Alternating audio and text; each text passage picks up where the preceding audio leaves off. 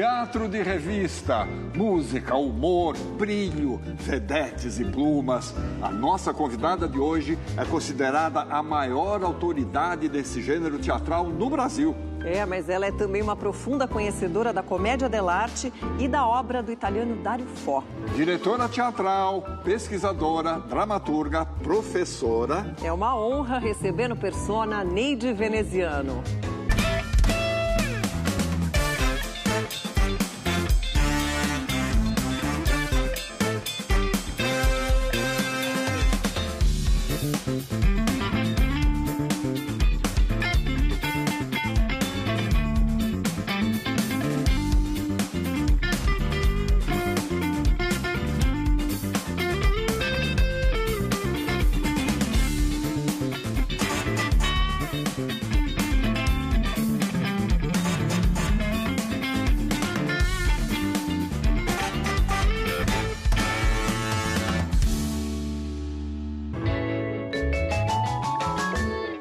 Neide, é uma honra te receber aqui no programa. Seja muito bem-vinda ao Persona, Neide. Olha, gente, muito obrigada, Cris, muito obrigada, Atílio. Vocês não imaginam há quanto tempo que eu queria vir aqui. Eu olhava o programa e falava, gente, eu queria ir. Não é só uma honra, é uma felicidade estar aqui, tá? Muito obrigada. Que bom. Que ótimo. Neide, você é uma especialista em pelo menos 2 gêneros teatrais, a comédia dell'arte e o teatro de revista. A gente vai falar bastante sobre isso, claro, né? Mas para a gente começar a nossa conversa, você nasceu e foi criada lá na cidade de Santos, descendente de italianos, e você se casou na Società Italiana di Beneficenza, onde sempre havia bailes e onde o seu pai soltava a voz nas canções napolitanas, né? Pinta um pouco esse cenário para a gente saborear. Era bem diferente essa época, né? Porque era anos 50, assim. Eu era adolescente nos anos 60. Mas eu tinha sempre uma festa na Società Italiana di Beneficenza, sempre tinha uma festa, e meu pai cantava. E eu falava assim, eu falei no meu livro que a cantora tinha sempre uma blusa de organdi, que ela não mudava, ela cantava sempre com aquela. E tinha um cantor lírico que chamava Ferri, e meu pai cantava junto com ele. E depois as meninas iam dançar com... Era mais ou menos aquilo que contam sobre os filodramatici em São Paulo. Sim. Porque essas pequenas sociedades promoviam casamento entre as pessoas descendentes de italianos, né? Não foi o meu caso, porque eu fiz tudo ao contrário. Quando me mandavam namorar esse, eu ia para aquele. Mas era um pouco assim, eram as famílias que se encontravam, os descendentes italianos mesmo ali. E fazia-se teatro na Società? Fazia e eles traziam. Uma vez eles trouxeram um Pirandello no Teatro Municipal e eu fui a menina escolhida para levar flores para eles. Achei o máximo. Subi no palco do Teatro Municipal pela primeira vez para levar flores depois do espetáculo do Pirandello. Não me lembro qual é. Porque eu era nova ainda e não entendia muito bem o italiano que eles falavam. Perfeito. Neide, aí por volta dos 7 anos, você já tinha um grupo de teatro em casa, vendia ingressos na vizinhança e o teu pai te apoiava muito, mas a tua mãe nem tanto, né? É isso mesmo, é exatamente isso. Meu pai achava o máximo tudo que eu fazia e a minha mãe era meio decepcionada com a profissão, porque eu tinha 2 tios, os irmãos dela, um era compositor de música de carnaval, e o outro tinha programas humorísticos na rádio, era a Rádio Atlântica de Santos. E ele, de manhã, ele fazia Manhã na Roças, ele fazia todas as vozes, e ele mesmo conversava com ele mesmo, eram vários personagens. E a minha mãe achava que não era uma profissão boa, que ganhava muito pouco. Eu tinha que ser professora, aquelas coisas de mãe, né? Meu pai não, meu pai achava tudo o máximo. E o teu pai foi uma inspiração para você, né? Você ouvia ele falando e foi daí que você também se inspirou a começar a fazer o teatro. Exatamente. Eu gostava muito dele, trocava muita ideia com ele, porque a minha mãe, ela vinha de uma família também portuguesa, cheia de preconceitos. Então, a minha mãe era muito brava, assim, o jeito que sentava, o jeito que falava. Meu pai não dava a mínima e ele achava o máximo as coisas que eu fazia. Foi mais ou menos isso, a história é mais ou menos essa. E o Timirinque 4 a 5? Gente, que é isso? Isso era o nome do grupo que eu fundei, Timirinque 4 a Pink. Mas o meu pai que tinha dado a ideia. Era um grupo de teatrinho da rua Ricardo Pinto e Santos, na ponta da praia. E tinha palquinho, porque a casa era grande, tinha cachorro, até o cachorro entrava em cena. Mas tem um significado, o Timirinque? Não, era meu pai que inventava essas coisas, porque meu pai era muito engraçado também, e ele cantava muito, ele gostava de público, era aplaudido, então ele deu força, entendeu? Ele não era profissional porque não deu, mas ele gostava da arte. Agora, vocês vinham a São Paulo assistir espetáculos teatrais? A família tinha esse hábito? Tinha, quando eu era mais velha, quando eu já tinha uns 14 anos, a gente vinha aos domingos assistir sessões que tinham à tarde.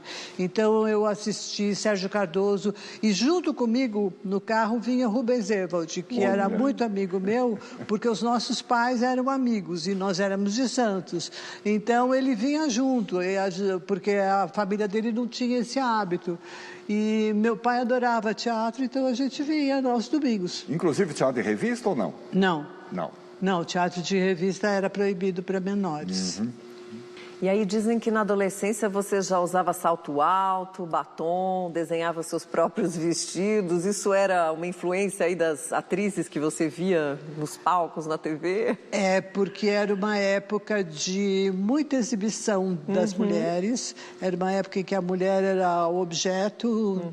E nesse sentido tinha a revista Manchete, a revista Cruzeiro, né?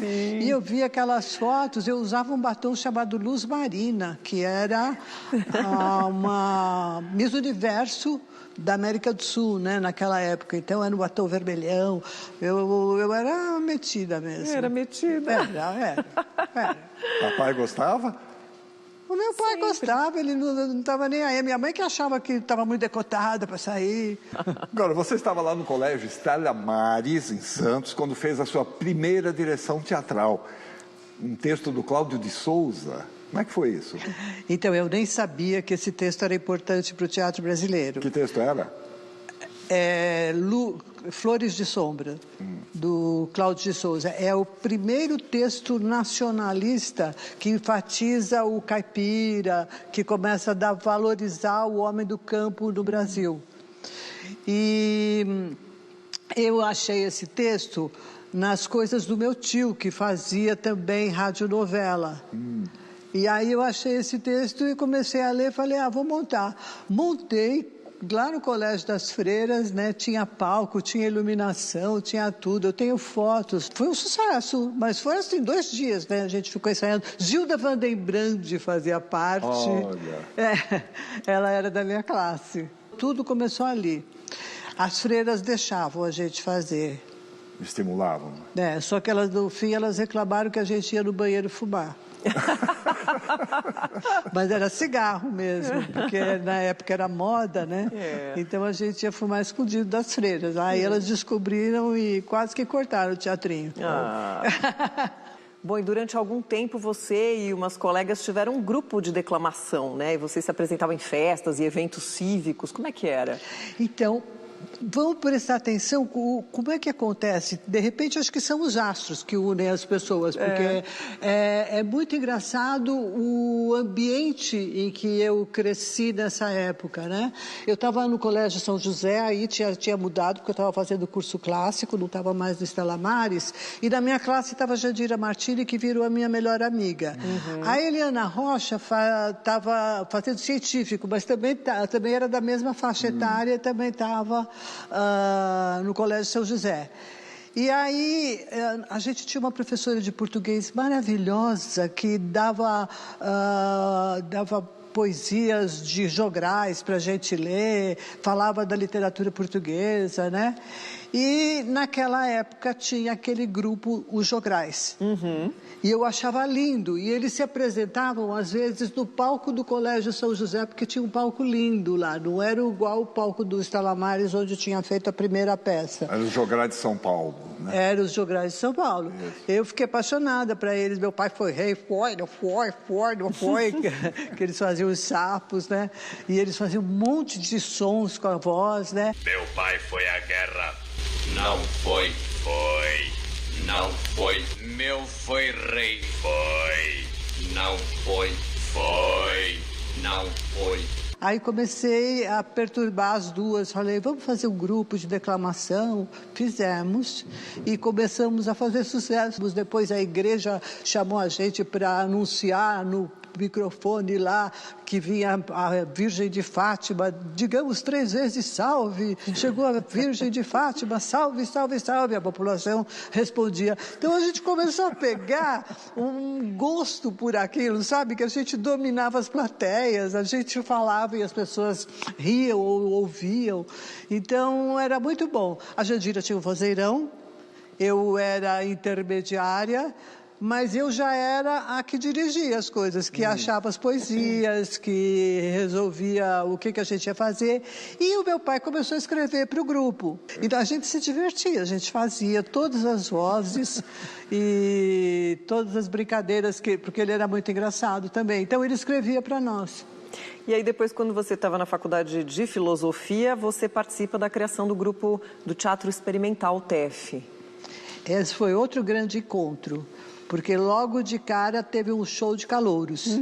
Aí no show de calouros, nós não tínhamos um menino para fazer alguma coisa, para fazer o papel lá que a gente queria. Eu e a Jandira estávamos organizando o show de calouros, éramos as calouras, né? E aí a gente lembrou do Neila Torraca, que fazia o Capitão Gancho no Colégio Canadá. Canadá era estadual. Aí a gente chamou o Neila Torraca para fazer, ele não era da faculdade. E aí aí entrou o Sofredini para dirigir. Então, sabe, juntava tudo. Pensa assim como é que era. Então, era um ambiente, e esse TEF foi muito famoso. Onde a gente ia, a gente ganhava todos os prêmios, todos os festivais. Aí, do primeiro ao último ano da faculdade, nós fizemos peças do TEF. Estreamos dois Nelson Rodrigues, organizamos cursos de dramaturgia e também de interpretação, com gente da EAD, porque eu e a Jandira éramos muito metidas, a gente cumprimentava as pessoas iam. Maravilhoso, né? Você ganhou um prêmio de atriz fazendo um papel no Alto da Barca do Inferno, é isso? Eu fiz o Diabo e a Jandira fazia a Brise da Baixa. E a Jandira dirigia. E o Sofredini fazia aquele que era um fidalgo. E o Rubinho, Evald, entrou com pseudônimo, porque a família dele não podia saber que ele estava fazendo teatro, e ele não podia dizer que eu era de teatro, que a mãe dele ia brigar porque ele estava andando comigo, que eu era má influência. Bom, o fato é que a sua vida teatral lá em Santos era muito ativa, né? Você atuou, dirigiu inúmeras peças por lá, trabalhou como atriz. O Teatro de Santos sempre foi muito forte. Vários grupos, festivais, inúmeros artistas, você citou alguns, mas tem muitos mais que foram revelados lá na cidade. Plínio Marcos, Pagu. Sim. Sim, eles não eram da nossa turma, por isso que eu não estou falando deles, mas eles eram, ao mesmo tempo, eles agiam em outras situações agitadores sociais, culturais lá na cidade, né? Você pode dar um rápido panorama desse período lá de Santos? Olha, era um período difícil. Quando eu entrei na faculdade em 64, tá? E estava estourando tudo. A gente tinha um professor muito moderno, padre, e tinha um outro professor que era muito tradicional. O professor tradicional pôs uma mala aqui e falou assim, aqui tem uma arma. E ele era padre. Isso, assim, logo no começo, porque em março de 64... já estava estourando tudo, né? Então era assim, muito preconceito de um lado, muito preconceito de outro também. Os padres também queriam saber com quem a gente andava. Esse era o panorama de pessoas, de jovens, né? Porque ali a gente já não era mais adolescentes, mas nós éramos muito jovens. E eu acabei casando com o diretor do centro acadêmico, que era o Perito.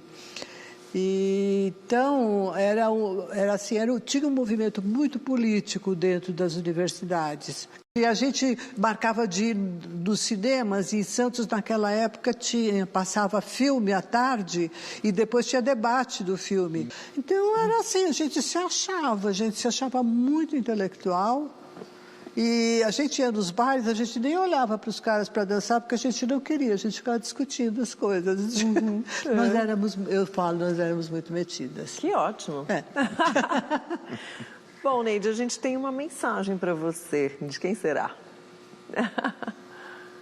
A Neide é uma mulher de teatro como poucas. Uma grande pesquisadora, uma grande diretora, uma pessoa que está sempre se inovando, sempre...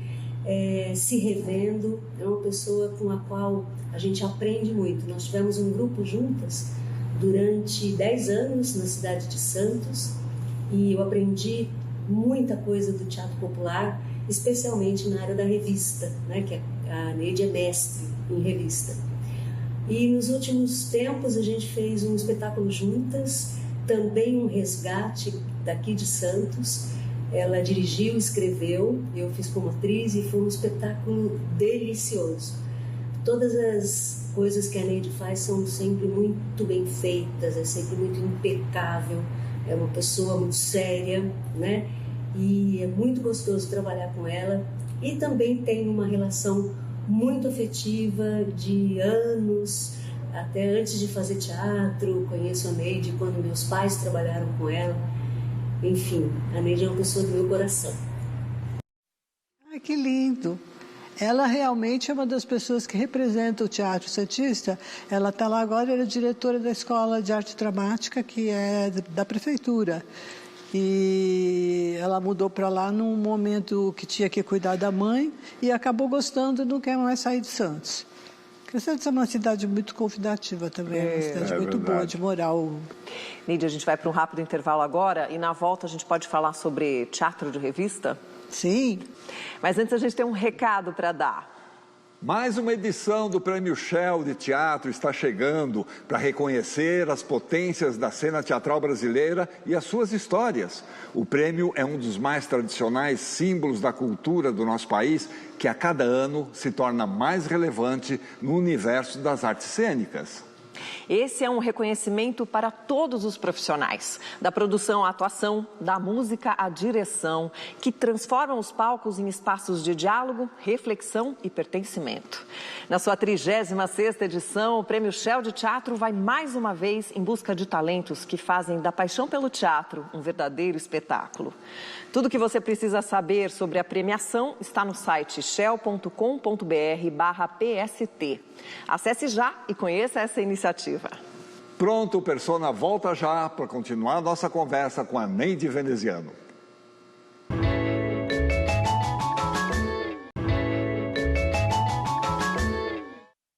Estamos de volta e hoje a nossa convidada é Neide Veneziano. Neide, a gente tem uma mensagem para você agora, ainda aí sobre as suas inúmeras atividades em Santos, olha só. Era 1986, eu estava entrando na faculdade de teatro e conheci a Neide lá. Ela era minha mestra particular, especial, divertida, inteligente, chique, um repertório impressionante. E nesse mesmo ano a gente teve ali a sorte de o Sesc de Santos estar abrindo um grande teatro e ficou decidido que seria uma peça com atores santistas. E era o Noviço. E eu entrei também na oficina que a Neide também ministrava e fui escolhido para fazer o Carlos, o Noviço. protagonista, e isso abriu uma porta na minha carreira, impressionante. O Noviço ali foi um embrião para nós dois. Eu estava num momento de transição vocal, então eu começava a falar grave, ficava fino, começava a falar fino e ficava grave. Isso poderia ser um grande problema para um personagem que não parava de falar, e ela teve uma sacação genial: vamos transformar esse limão numa super caipirinha. E ela exagerou esse meu momento vocal. Isso acabou criando um caco, um destaque a mais para mim, um problema que foi solucionado pela brilhante direção da Neide. Acabei sendo indicado para prêmio nos festivais, e o Noviço me levou para a companhia do Antunes, depois para o Gabriel Vilela. E em 89 eu já estava morando no Rio de Janeiro, trabalhando na TV Globo. Isso foi tudo muito rápido. Então eu posso dizer que a Neide foi a pessoa que escancarou esse portal profissional para minha vida. Minha carreira aconteceu tudo muito rápido, mas eu tenho certeza que não teria acontecido tão rápido se eu não tivesse começado tão certo com ela. Te amo, Neide, minha mestra com carinho. Muito bom, né?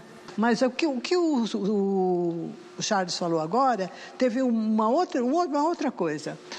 A gente teve um problema com a menina que fazia a Emília, que eu não lembro o nome, e ela perdeu a voz quase em cima da hora da gente ir para o Festival de São José do Rio Preto, que naquela época era um escândalo de bonito. Não sei agora, deve estar também. E aí ela perdeu a voz. Eu passei todas as falas dela para os outros, ela ia abrir a boca, já sei o que você vai falar, e falava, e ela fazia assim. Então ela não tinha voz, porque ela era uma mocinha que não podia falar nada. Até aumentou a comédia e aumentou o jeito de tratar as pessoas. Genial. E no intervalo, porque a essa altura eu já estava na universidade e já estava no mestrado, já estava fazendo mestrado. Aí eu já tinha lido, porque aí eu já estava pesquisando. Sim. Né? E aí eu já tinha lido que nos intervalos eles faziam números musicais para divertir o público.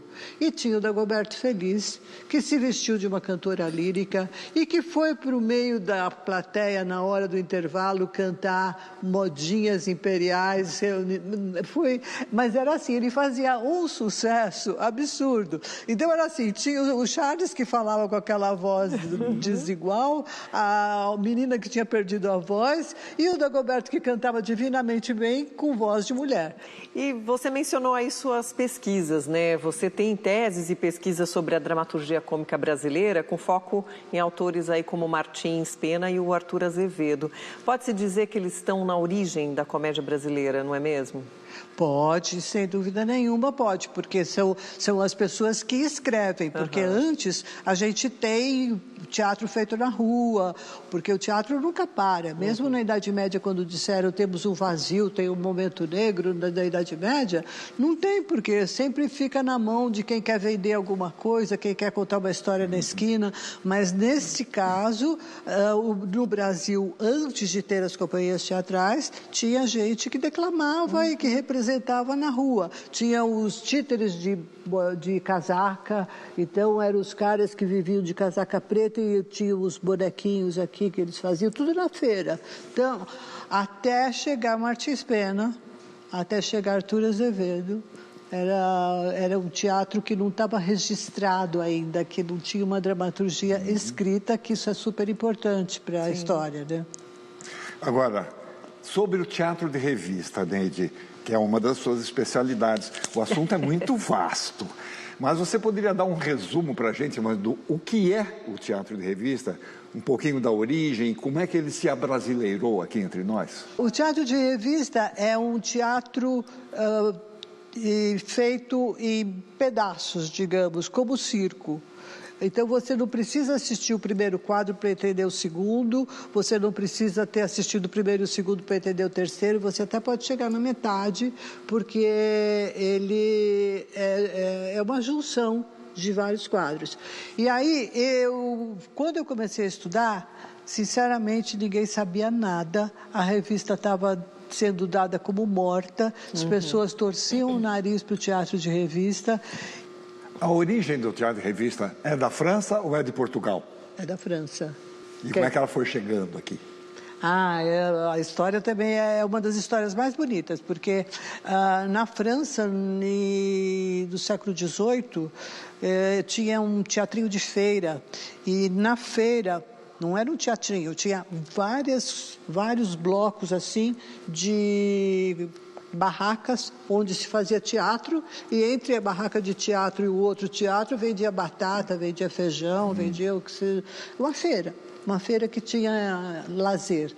E aí, numa dessas barracas, os comediantes dell'arte que foram expulsos, porque eles estavam lá quietinhos não, eles nunca foram quietinhos, eles estavam lá em Veneza. Aí, de repente, eles começaram a fazer sucesso e o sucesso chegou na França. Aí o rei de França manda chamar os caras. Tem um filme... A Viagem do Capitão Tornado. Isso, é maravilhoso.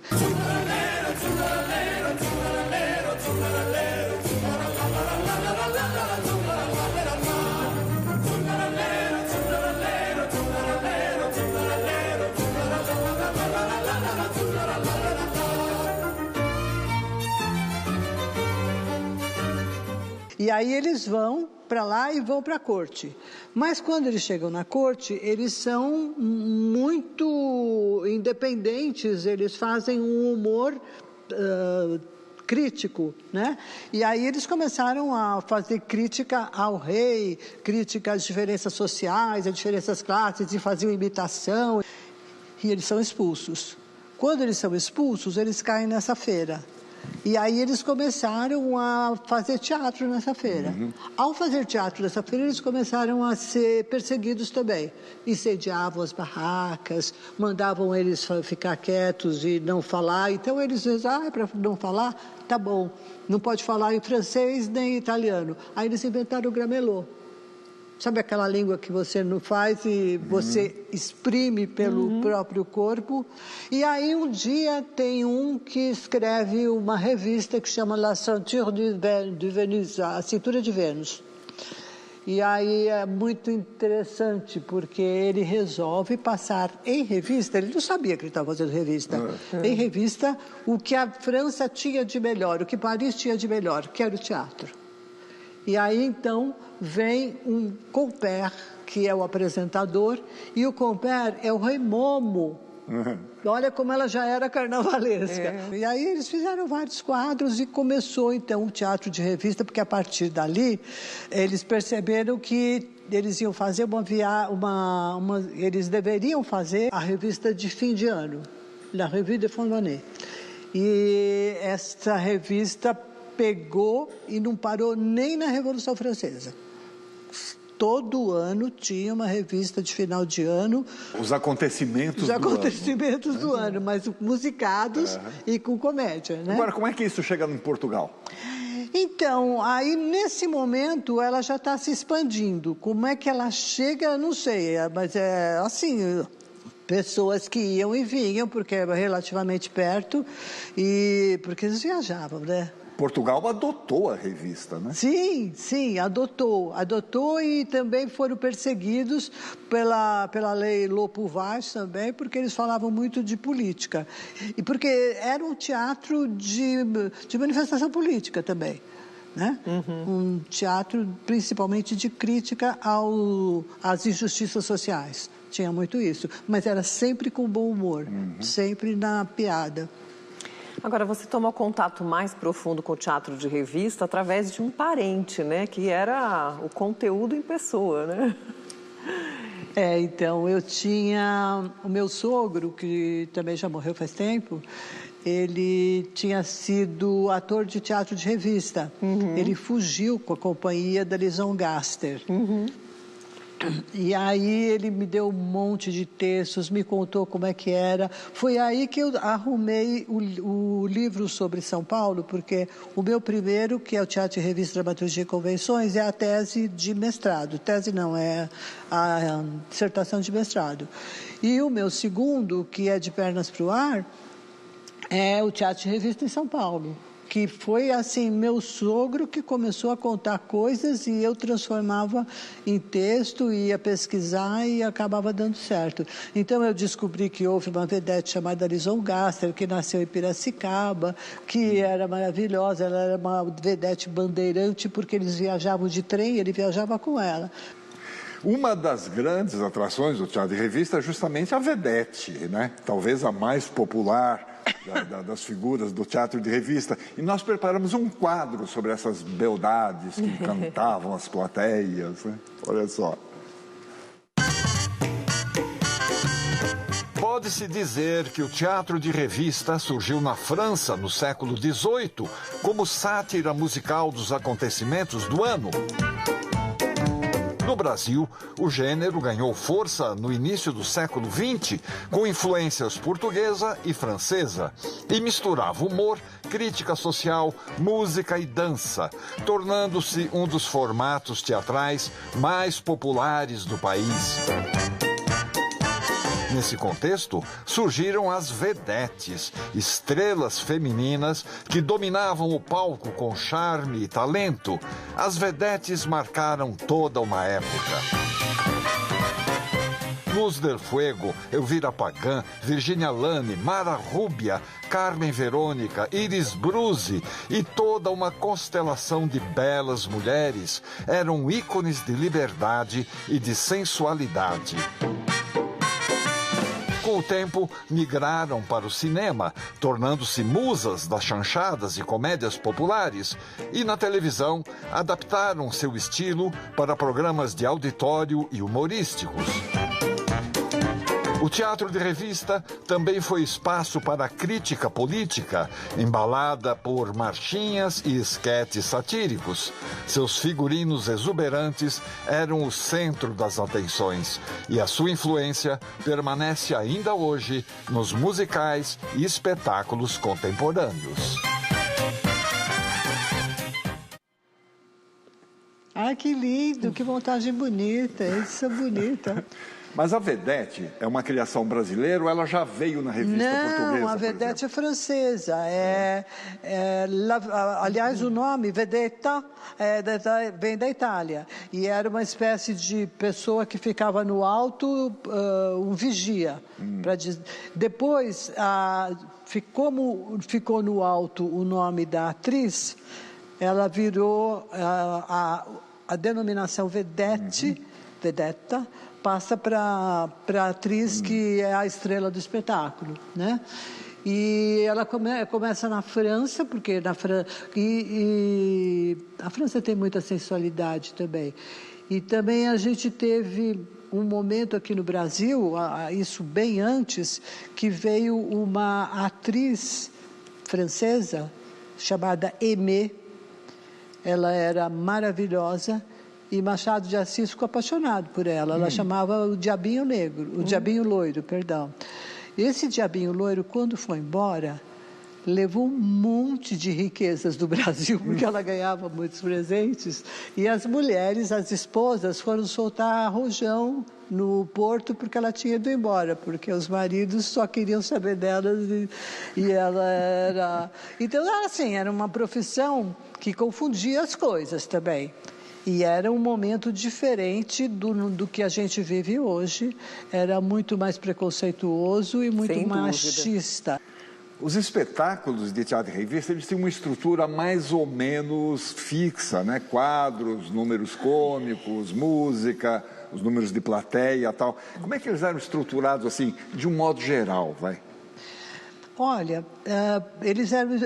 A estrutura era fixa mesmo, né? Então tinha a abertura, que era o prólogo. Do prólogo, se o prólogo era bom, a revista seria boa. Então a revista dependia do prólogo, precisava ter uma abertura grandiosa. Depois começava a ter intercalado número de fantasia, que eram as danças, que eram os números de fantasia, né? E depois tinha número de cortina, quando alguém ia na frente da cortina cantar uma dupla caipira, contar piada. Quer dizer, fechava-se a cortina para mudar o cenário. Para trocar o cenário, né? Então era isso. Então eles tinham sempre três telões e ainda cortina ligeira, que era uma cortina que ficava atrás do pano de boca do teatro. O pano de boca do teatro só abria e fechava no final, no começo e no final, que é aquele vermelho de veludo. Mas atrás disso tinha uma revista, uma ligeira, que subia assim. Tudo isso, assim, numa época em que a gente não tinha os efeitos de iluminação que a gente tem agora. Então, eles apagavam as luzes, eles faziam descer, e as mudanças de cena eram feitas em cena aberta, o público adorava ver isso, a mutação em cena aberta, e punham música. Eles sabiam muito fazer espetáculo. E tinha os números de plateia. O número de plateia era só da Vedete. Da Vedete. Então, aí a gente tinha os números de fantasia, os quadros de fantasia, tinha os esquetes, que muitas vezes eram políticos, tinha os números de cortina, que eram feitos na frente da cortina, e tinha o da Vedete. A Vedete, para chegar a ser a estrela da companhia, ela tinha que percorrer uma longa jornada, né? E ela tinha que se apresentar, mas ela tinha que ter uma capacidade de improviso muito grande, porque eles davam a letra da música, a música que ela ia cantar, e era sempre com duplo sentido, que era o tal do double son. E aí, elas falavam double son. E aí, elas faziam isso, mas elas tinham que explicar. E além de explicar, elas entravam na política e cutucavam todo mundo. Aqui em São Paulo, a Heloína, quando ela pegava político na plateia, ela destruía. Ela era muito brava para fazer isso. E elas tinham que ter cabeça para isso. Então, elas tinham que saber o que estava acontecendo politicamente. É impressionante isso. Agora, Neide, toda essa sua dedicação, né, esse seu estudo sobre o teatro, te levou naturalmente à academia, né? Você tem mestrado, doutorado, pós-doutorado, livre docência, tudo em teatro. Falta alguma coisa? Acho que não, né? Mas tem alguém que fala sobre isso com bastante propriedade, olha só. Se a gente perguntar para um GPS onde é que a Neide Veneziano se encontra, é muito provável que ele mostre um teatro ou uma escola de teatro. Então, por falar em GPS, a primeira vez que eu andei num carro com GPS foi da Neide. Já faz bastante tempo. Ela estava toda orgulhosa de ter instalado um GPS no carro dela. E a gente batizou o GPS de Yoko, porque era uma voz oriental feminina. E a gente lembrava da Yoko.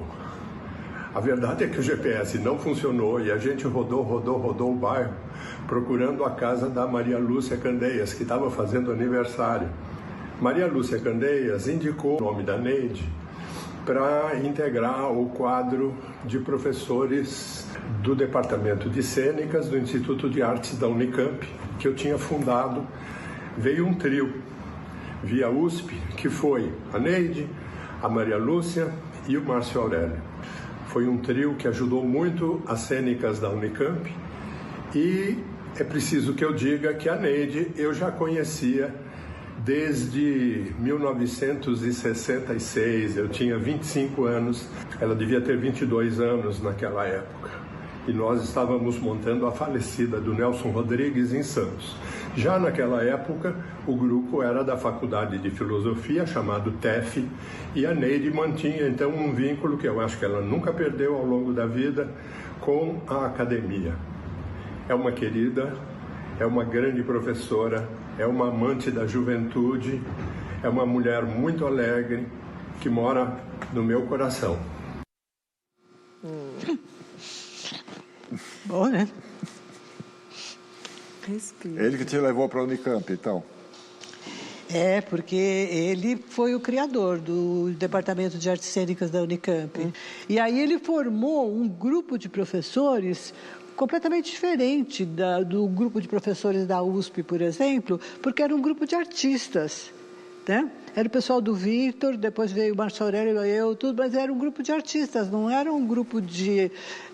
por acaso eu estava virando acadêmica, porque eu gostava de pesquisar, mas era acadêmico do teatro, né? Acadêmico da arte.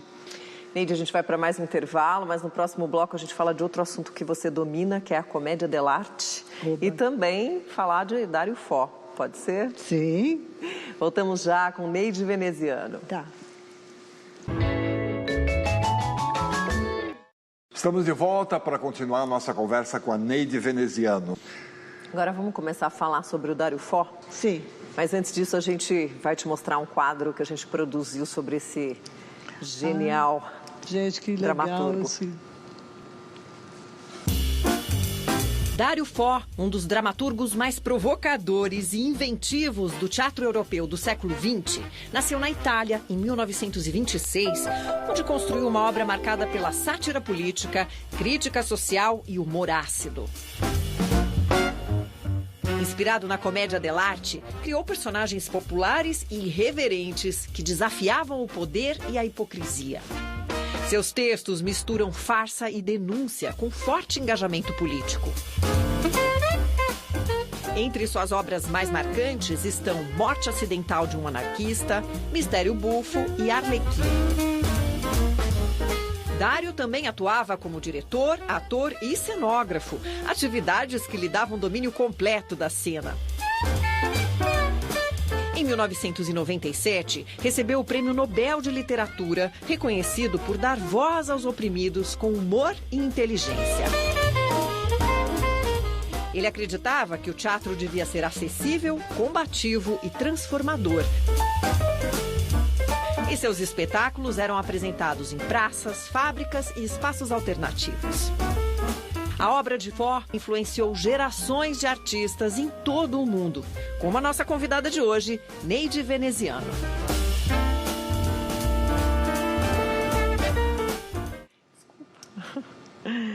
O que te atraiu? O que te fez ter esse interesse tão profundo pelo Dario? Olha, tem uma historinha antes. Eu tinha uma amiga santista também, que foi para a Itália, e ela começou a assistir as peças do Dario Fo, e ele convidava as pessoas para entrarem atrasado, para ele falar, está atrasado, né? Porque o improviso dele era tudo combinado. E aí ela foi uma dessas pessoas, aí ela ficou fã deles, e ela me trouxe um texto de lá, que era o Arlequino. Uhum. O Arlequino era uma pesquisa sobre o Arlequim e tinha 4 quadros, não era o Mistério Bufo. Ela me trouxe esse texto e ele tinha montado com a Franca Rame e começou a falar para mim como é que era, etc e tal. Eu falei, nossa, fui para a Unicamp, numa reunião de professores, falei, olha, eu tenho esse texto. Ai, monta. Tá, os professores todos queriam que montar o Arlequino. E tinha uma professora francesa que era Beth Lopes, mas não é a Beth Lopes da USP. Ela tinha estudado as máscaras francesas e ela sabia todas as técnicas de usar máscara. Aí eu me juntei com ela, nós fizemos um espetáculo incrível que chamava Arlequino, com os alunos da última turma da Unicamp, não, da primeira turma que se formou na Unicamp. Primeira. Eu sei que chegou um momento que eu cheguei para o Sábato Magaldi, olha a cabeça das pessoas. E aí eu falei, eu queria fazer um pós-doutorado na Sorbonne, porque todo mundo ia para a Sorbonne. Ele olhou para mim e falou, não é a sua cara é Dario Fo. Olha, não é maravilhoso? Nossa. É maravilhoso. E aí depois de um ano eles me falaram que eu podia ir. E aí eu fui para lá. Agora, você é autora do único livro no Brasil sobre o Dario Fo, editado aqui no Brasil, né? E dirigiu espetáculos a partir dos textos dele. E você está falando aí do Mistério Bufo. Quem será que mandou uma mensagem sobre esse trabalho? Fernando, né? Olá, eu sou Fernando Sampaio, da companhia La Mínima Circo e Teatro. A companhia teve a grande sorte e a oportunidade de termos sido dirigido por Neide Veneziano em 2012, numa montagem de Dario Fo. Nós montamos, na época, Mistério Bufo, no Teatro Popular do SESI. E eu acho que o que eu teria a dizer é que todas as companhias de circo e de teatro, talvez elas pudessem ter essa oportunidade, né, de montar um Dario Fo e de ter essa sorte, essa honra de ter sido dirigido pela Neide Veneziano. Foi um espetáculo muito importante na nossa história, muito transformador na carreira da companhia. Então, muita admiração e muita gratidão por Neide durante essa montagem no ano de 2012. Um grande beijo.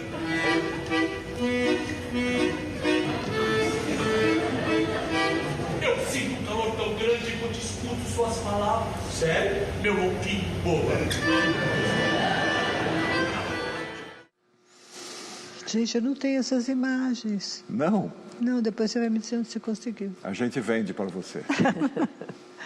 Mas foi um achado, foi um grande encontro, era um absurdo. Eu ia todo dia para Cotia, dirigindo, e eu chegava lá, eles trabalhavam de manhã, as piadas com o corpo, sabe, eles tinham trabalhado com um palhaço também que era amigo do Dario Fo na Itália, e então juntou a Neide que estudava Dario Fo com eles que estudavam esse palhaço. Então foi maravilhoso. A gente viu aí o Domingos Montanher, por exemplo, né? Pois é. Grande Nossa, ator. o Domingos faz uma falta.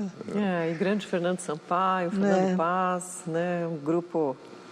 Agora, Neide, em que medida essas suas paixões teatrais, você já ganhou um pouco esse assunto, em que medida essas suas paixões teatrais, o teatro de revista, a comédia dell'arte, o Dario Fo, eles se confundem ou se fundem? O teatro de revista com a comédia dell'arte se fundem muito. Isso aí aconteceu também, essa fusão aconteceu num curso do Vendramini. O primeiro curso que eu fui fazer quando eu entrei na USP para fazer mestrado, que a universidade tinha me mandado, eu ganhei bolsa de estudos, eu chorava feito uma louca e falava para minha mãe, tá vendo, a gente consegue ganhar dinheiro com teatro. Eu estava com uma bolsa agora, que era maravilhoso. Aí o Vendramini explicava todos os personagens fixos da comédia dell'arte. E explicava também a estrutura da comédia dell'arte, porque a comédia dell'arte é improvisada, mas tem uma estrutura que sempre funciona do mesmo jeito, que nem a revista. Aí eu cheguei para ele e falei, olha... Tem uma coisa muito interessante, porque você está falando disso e o meu sogro está me contando histórias. As histórias que o meu sogro está me contando têm tudo a ver com a comédia dell'arte. Ele falou, você tem isso? Eu falei, tenho. Que era justamente o teatro de revista. Que é justamente o teatro de revista. Então, eu fiz um trabalho chamado Eco da Comédia dell'arte no teatro de revista, no curso dele. Aí o trabalho foi adotado por outros professores para dar aula, porque todos os personagens da revista que entram, é o pai, é o gordo, é o comilão, é o não sei o quê, são todos, toda essa tipificação cômica, que com o objetivo de criticar. É uma galeria de personagens que você já encontra lá na comédia dell'arte. Já encontra lá e você encontra lá também situações cômicas. Eu cheguei a ver Trapalhões fazendo coisas da comédia dell'arte. E eles acho que talvez nem saibam. Mas...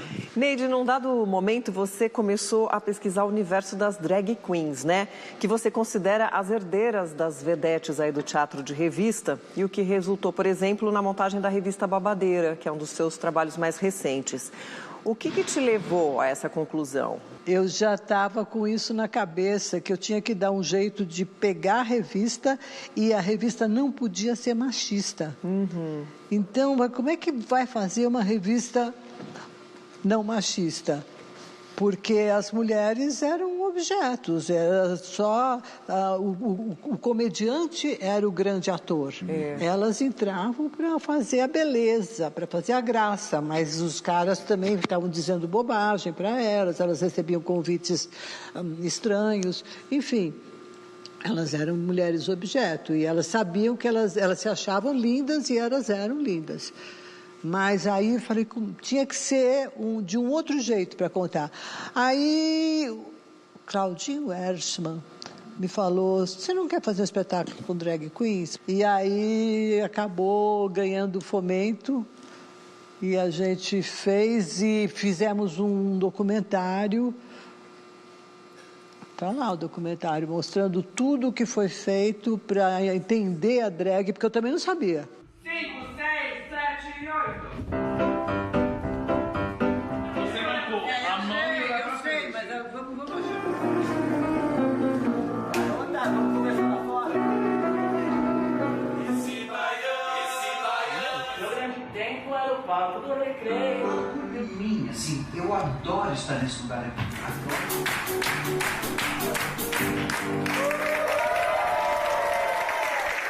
Porque assim, eu gosto de todos os gêneros marginalizados. Eu gosto porque, por vários motivos, até pela influência da Franca Rame. A Franca Rame era mais próxima do que o Dário, porque ela me recebia sempre na casa dela, tenho foto na cozinha com ela. E a Franca ia falando coisas assim que eu falava, gente, todos esses gêneros marginalizados, eles são políticos. E eles, a gente vai assistir uma peça muito intelectual, então ela fala assim, tem uma fala de Brecht, que eu não sei se é de Brecht ou se é de Franca Rame, porque não dá para saber, que ela dizia assim, os intelectuais dizem coisas simples de um jeito difícil. E o povo mergulha em coisas complexas de um jeito muito fácil. Entendeu? A linguagem do povo é simples, mas é profunda. A linguagem era uma crítica mesmo, né? E ela falava isso, eu falava, nossa, mas é verdade, porque a gente vê esses italianos que vieram para cá, o povo, como é que se forma, tudo. Outro que estudava muito junto comigo era o Sofredini. O Sofredini também tinha uma linguagem de teatro popular muito forte. A gente ficava assim, eu tinha carro já, eu era filhinha de papai, e a gente ia para a faculdade, eu passava na casa dele. Mas aí, à noite, quando a gente saía, a gente ficava até de madrugada conversando no carro, porque não tinha assalto naquela época. Sofredini, inclusive, fez uma pesquisa sobre as drag queens há muito tempo atrás, uns 15, 20 anos atrás. Começou a mergulhar o Sofredini andava na mesma coisa, mas a diferença é que ele pegava a pesquisa e já fazia uma obra de arte, porque ele era um poeta. Eu não, eu ficava fazendo livros. Mas eu acho que deu certo, porque eu tenho um monte de filhotes, porque aí tem muita gente fazendo teses e livros e pesquisas sobre teatro de revista a partir dessa entrada do teatro de revista na universidade. Mas é impressionante, eu acho que elas são as herdeiras, porque só elas usam esses figurinos agora, só elas exibem essa sensualidade, mas essa sensualidade os caras não têm coragem de rebaixar como eles rebaixavam as mulheres.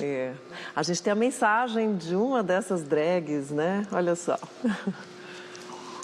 Olá, todo mundo aí ligado no Persona. Me chamaram aqui para falar dela, The Only One, a minha deusa Neide Veneziano. Eu conheci a Neide ainda na pandemia, e a Neide estava começando a trabalhar em cima de um processo do fomento que ela havia sido contemplada. E onde ela gostaria de atualizar o teatro de revista. E ela, muito inteligente, muito sagaz, viu nas drag queens uma maneira de falar o que ela gostaria nessa atualização. É muito doido, porque no primeiro momento, para mim, era uma coisa meio assim, estou do lado de um ídolo. E estava, né, já que estudei a Neide, a obra dela, na Faculdade de Artes Cênicas. Então era um sonho realizado, ela estava ali na minha frente, né? Extremamente acessível, extremamente carinhosa, extremamente maravilhosa, como ela é mesmo, né? Que ao mesmo tempo que ela tem esse lugar de detentora do saber, didática, professora, que ela é, e maravilhosa, por sinal, ela é uma pessoa próxima, uma amiga que me dá conselho, que me apoia, que a gente fofoca, a gente ri juntas. A Neide é uma grande inspiração como pessoa e como profissional, mas principalmente é uma amiga que eu guardo no coração. Neide, eu te amo muito. Eu espero que a gente possa voltar a trabalhar logo, hein? Vou te cobrar. Você que não precisa. Você que vai me cobrar primeiro. Te amo, Neide, te amo. Viva a revista brasileira, da leva bandeira, voltou pra ficar.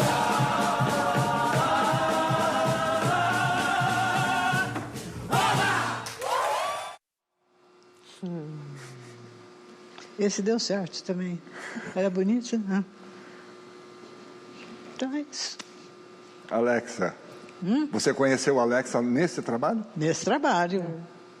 Eu comecei a investigar. Eu ia lá no clube Barbicha para ver a Alexia e o que ela estava fazendo. Alexia, Delores e outras, né? E elas estavam num mundo só de madrugada. Elas não estavam no horário normal, né?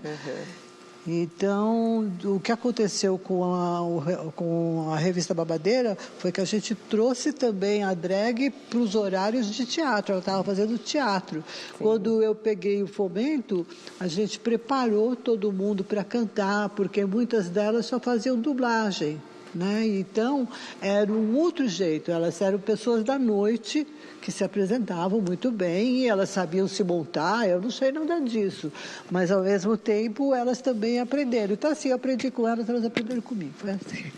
Foi muito legal, muito, muito, muito. Neide, muito obrigado pela sua presença aqui, foi um prazer conversar com você, aprender tanta coisa sobre todo esse seu campo de pesquisa e a sua paixão, né, pela revista, pela Comédia dell'arte, pelo Dario Fo, pelo teatro, enfim, né? Muito obrigado. É realmente admirável ver como você transborda conteúdo e paixão pelo teatro. Obrigada pela sua presença. Nossa, eu que agradeço super, porque eu sonhava vir aqui. Eu fiquei cutucando ele, falei, me chama logo, porque eu estou perdendo a memória agora. Neide, obrigado também por ter aceitado encerrar o programa com um poema sobre o teatro de revista, né? Enquanto você se prepara, nós vamos nos despedindo, voltamos na semana que vem com o Persona. Lembrando que se você quiser rever ou recomendar, o nosso programa está na página do YouTube e a gente se vê no próximo programa. No palco aceso de luzes e risos, desfila a vida em plumas e brilhos. O teatro de revista, travesso e sagaz, é espelho da rua, do povo, da paz. Com pernas ao alto e sátira fina, mistura o cancã com crítica ferina. Entre machinhas e piadas brejeiras, revela verdades em vestes ligeiras. É o samba que dança com humor. É o grito do povo em tom sedutor. É o Brasil que se pinta de cor num palco que vibra com riso e ardor. Atrizes em cena, com charme e poder, fazem do gesto um modo de dizer que a arte é política, é festa, é paixão, é o riso que cura, é a provocação. E mesmo que o tempo tente apagar, o brilho das plumas há de ficar, pois o teatro de revista é memória, é palco, é povo, é história.